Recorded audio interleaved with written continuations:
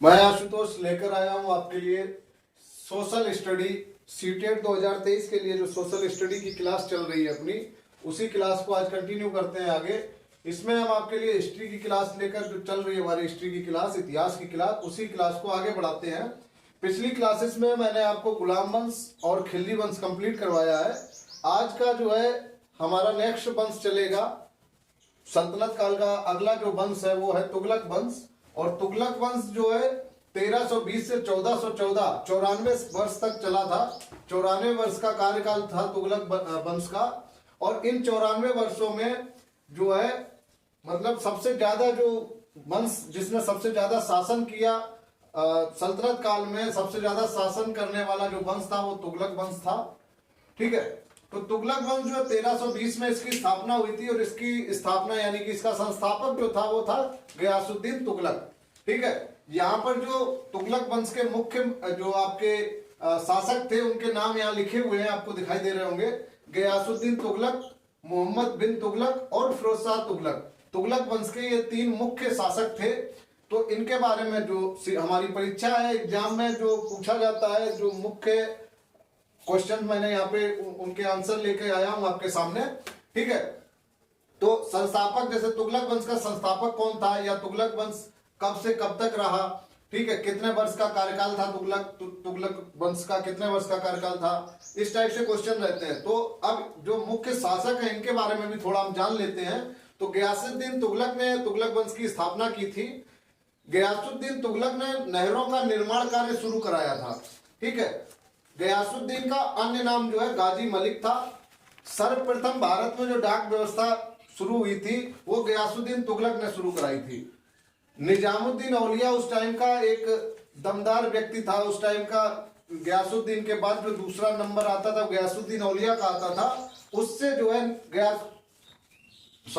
निजामुद्दीन औलिया का आता था। गयासुद्दीन के बाद दूसरे नंबर पर जो प्रभाव था उस समय। ठीक है, तो निजामुद्दीन औलिया से गयासुद्दीन तुगलक के संबंध खराब थे। ठीक है, ये तो हो गया गयासुद्दीन के बारे में जो मुख्य चीजें हैं वो मैंने आपको बता दी।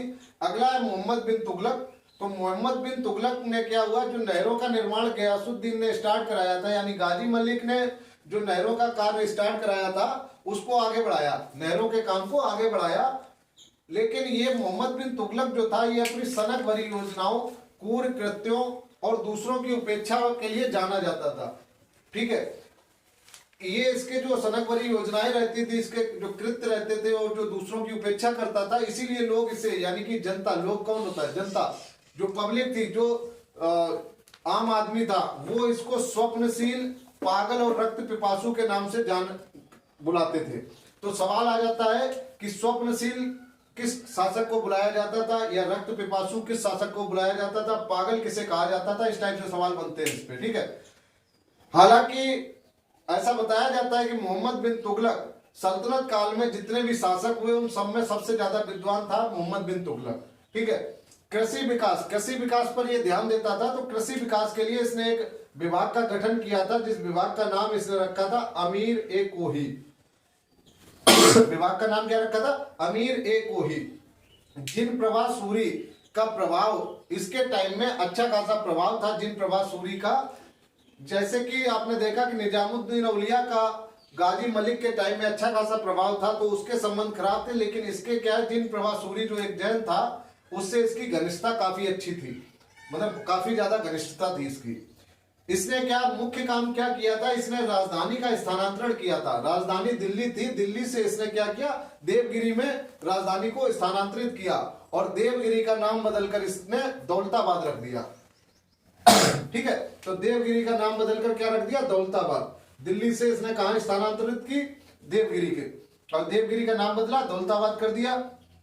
अच्छा, इसके बाद जब हम आगे बढ़ेंगे तो विजयनगर की भी बात आएगी। तो यहाँ पर एक चीज ध्यान देने वाली है कि विजयनगर की जो स्थापना हुई थी 1336 ईस्वी में, हरिहर और बुक्का दो भाइयों ने मिलकर की थी, वो इसी के शासनकाल में हुआ था, मोहम्मद बिन तुगलक के शासनकाल में हुआ था।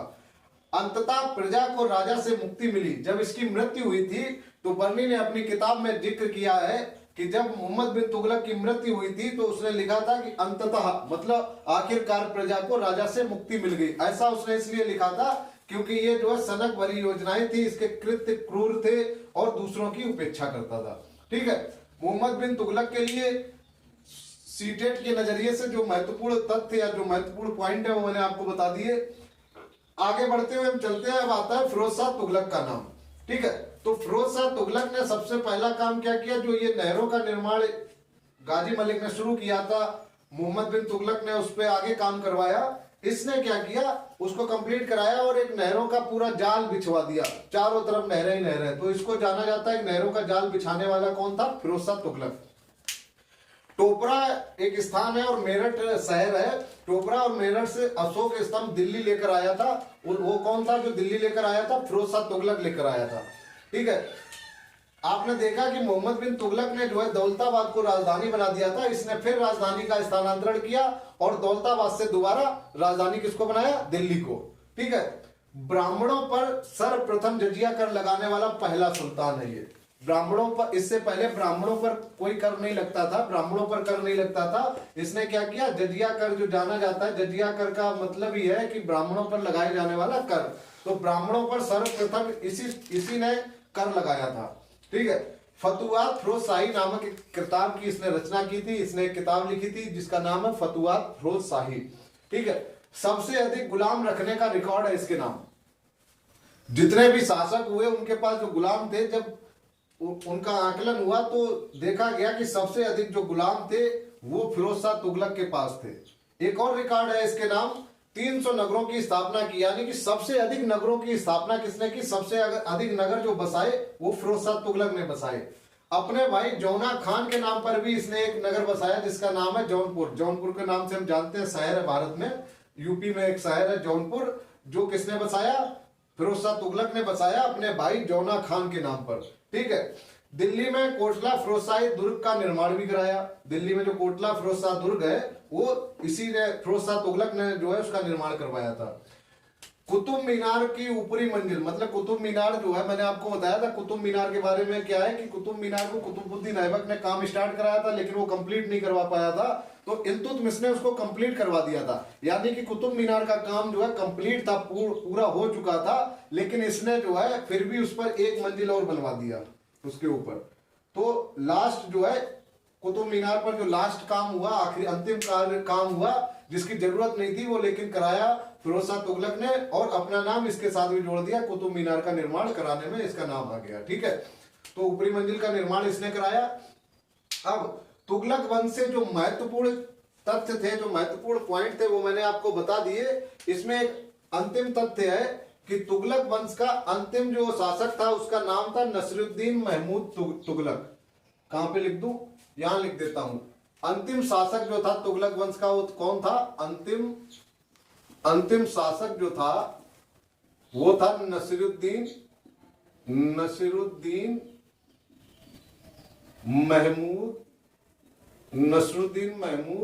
तुगलक। ठीक है, नसीरुद्दीन महमूद तुगलक अंतिम शासक था।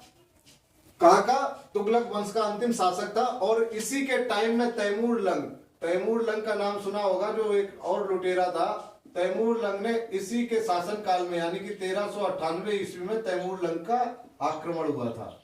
ठीक है, तो तुगलक वंश से इतना ही। नेक्स्ट क्लास में हम लेकर आएंगे अगला वंश। अगला वंश कौन सा वंश होगा, ये तीसरा है, चौथा वंश होगा।